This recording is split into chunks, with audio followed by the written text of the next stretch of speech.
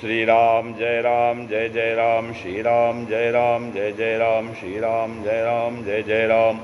नारायण समारंभां शंकराचार्य मध्यमाम् अस्मदाचार्य पर्यन्तां वन्दे गुरु परंपरां। श्री गुरुचरण सरोज रज निज मन मुकुर सुधारि, बरनौ रघुबर विमल जसु जो दायक फलचारि। ओम श्री सीतारामचंद्राभ्याम नमो, उमा महेश्वराभ्याम नमो, ओम श्री एकादशी दक्षिणेश्वरन्ते नमः। इस समय चाणक्य नीति पे चर्चा चल रही है। चाणक्य नीति के जो सूत्र वाक्य हैं, जो श्लोक हैं, जो नीति वाक्य हैं, उन पे विचार मंथन चल रहा है। 2 अध्याय तक कल पूरा हो गया, तीसरा अध्याय है।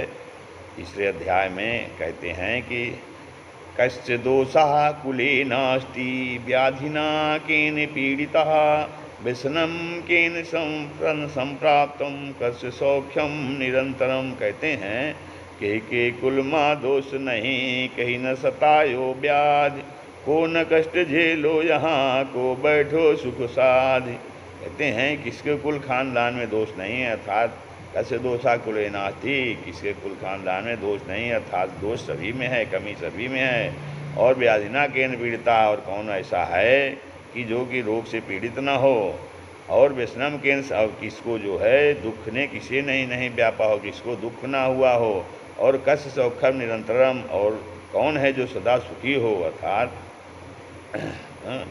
फिर आगे कहते हैं कि आचारा कुल माख्याति देश माख्याति भूषणम, संभ्रमा स्नेत माख्याति बपुराख्याति भोजनम। कहते हैं आचारा कुल माख्याति, आचार मनुष्य का आचार आचरण कुल खानदान को बताता है। मनुष्य का देश माख्याति भाषण, और भाषण बोली भाषा उसके देश को, उसके देश को बताती है किस देश का रहने वाला है। और इस संभ्रमम स्नेह आख्याति, और आदर प्रेम जाहिर करता है। आदर प्रेम जो है स्नेह को, प्रेम को बताता है, और शरीर भोजन को बताता है। सत्कुले योजनेत कन्याम पुत्रम विद्यासु योजयेत, व्यसने योजयेत शत्रु मित्रम धर्मेण योजयेत। ऊंचे कुल ब्याह सुता सुद को विद्या दे, पहुँचावे दुख शत्रु को मृत्सु शिक्षा ले। कहते हैं कन्या का विवाह अच्छे कुल में करना चाहिए, लड़के को विद्या धन में लगाना चाहिए। पुत्रम विद्यासु योजयेत, पुत्र को विद्या में लगाना चाहिए। व्यसने योजयेत शत्रु, और शत्रु को विपत्ति में डालना चाहिए। था मित्रम धर्मेण योजयेत, मित्र को धर्म में लगाना चाहिए, मित्र को अच्छे कार्य में लगाना चाहिए। तो फिर आगे कहते हैं दुर्जनश्च न सर्पस्य वरम सर्पो न दुर्जनः, सर्पो दंसन्ति काले तु दुर्जनस्तु पदे पदे। दुर्जन नर अरुसर्प महा, अरुसर्प ही भलमीच, सर्प डसे तो अवधि पर दुर्जन पग पग बीच। कहते हैं चुगलखोर और सर्प, इन दोनों में सर्प अच्छा है। कि दुष्ट व्यक्ति चुगलखोर और सर्प में, दोनों में सर्प अच्छा है, क्योंकि सर्प तो काल आने पर, मौत के आने पर ही डसता है, लेकिन दुष्ट व्यक्ति पग पग पर कष्ट देता है। फिर एतदर्थम कुलीनानां नृपा कुर्वन्ति संग्रहम, आदि मध्यावसानेषु न त्यजन्ति च ते नृपम। भूपति संग कुलीन को करे यही हित लाग, आहि आदि मध्य अवसान महान, न तजन प्रकाहि न भाग।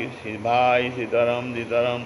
राजा कुलीन सभासद इस निश्चित राजा जो है इतरथम कुलीना नाम निपा कुरवंत, राजा कुलीन सभासदों का, मंत्रियों का संग्रह करता है कि टीम बनाता है, क्योंकि वो आदि मध्य और अंत में, यानी उत्पत्ति, उन्नति, अवनति और विपत्ति में, तीनों परिस्थिति में राजा का साथ नहीं छोड़ते हैं। न त्यजन्ति ते निपम, तो राजा को एक कुलीन, अच्छे, योग्य और आचरण वाले, सदाचरण वाले सभासदों, मंत्रियों का समूह बनाना चाहिए, मंत्रिपरिषद बनाना चाहिए। क्योंकि ऐसे मंत्रिपरिषद, ऐसे मंत्री उन्नति, अवनति या विपत्ति सभी परिस्थितियों में राजा के साथ रहते हैं, राजा का साथ नहीं छोड़ते हैं।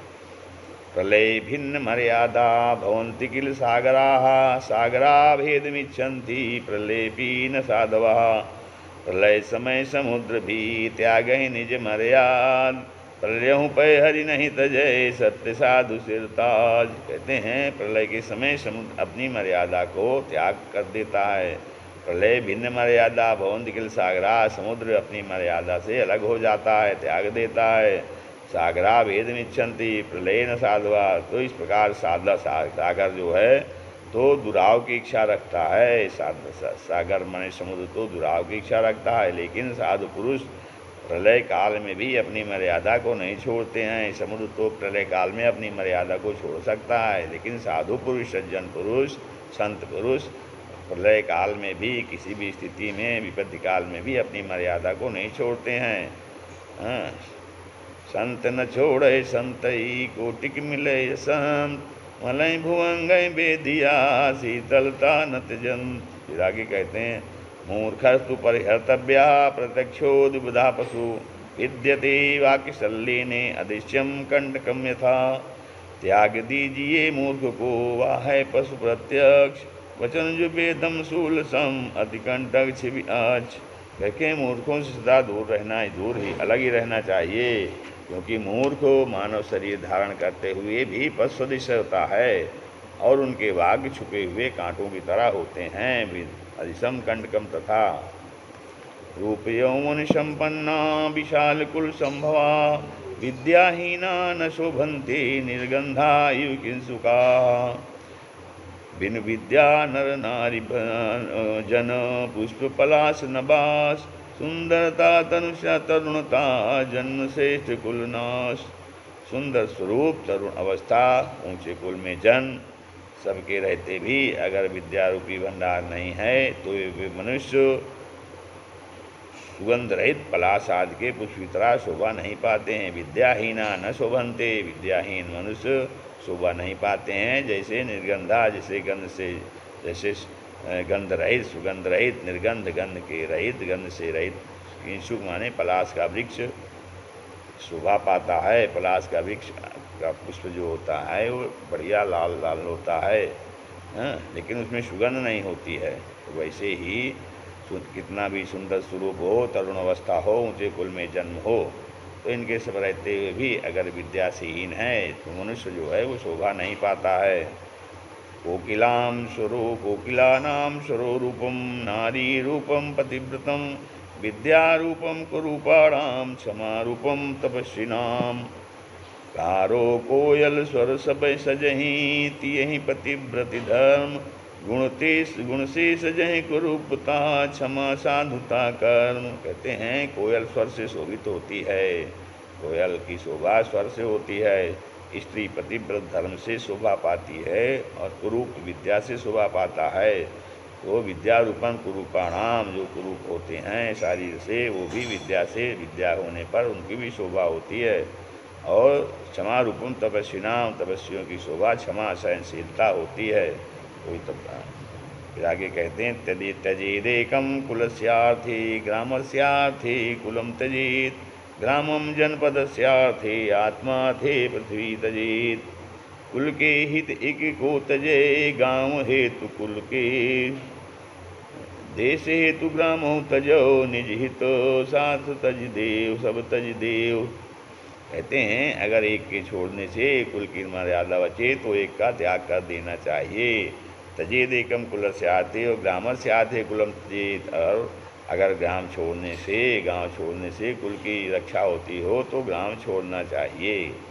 और ग्रामम जनस्य पदस्य आते और ग्राम, और यदि देश की रक्षा के लिए गांव और जनपद को छोड़ने, नगर को छोड़ देना चाहिए। ग्रामम जनपदस्य आते आत्मा थे पृथ्वी तजेत, और यदि अपनी आत्मरक्षा के लिए तो सारी पृथ्वी को भी छोड़ देना चाहिए। अर्थात अपना धर्म है, सबका त्याग कर देना चाहिए। उद्योगे नास्ति दारिद्र्यम, जपतो नास्ति पातकम, मौने च कलहो नास्ति जागरतु भयम। पाप रहि नहीं भजन से, नहीं भय भ्रा जागृत माहि, यत्न ही पाए दरिद्रता, कलह मौन ते जाए। कहते हैं उद्योगी नास्ति दारिद्र्यम, जो उद्योगी पुरुष होते हैं, मनुष्य होते हैं, परिश्रमी होते हैं, उनके पास दरिद्रता नहीं होती है। जब तो नास्ति पातकम, और जो व्यक्ति पूजा पाठ जब करता है उसके समय पाप नहीं आता है, पाप उसके पास पाप नहीं रहता है।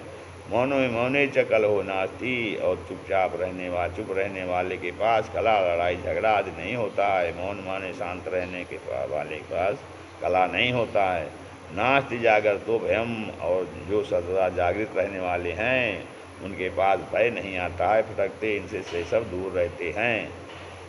अतिरूपेण वै सीता अतिगैर्गर्वेण रावणः, अतिदानात् बलिर्बद्धो अति सर्वत्र वर्जयेत्।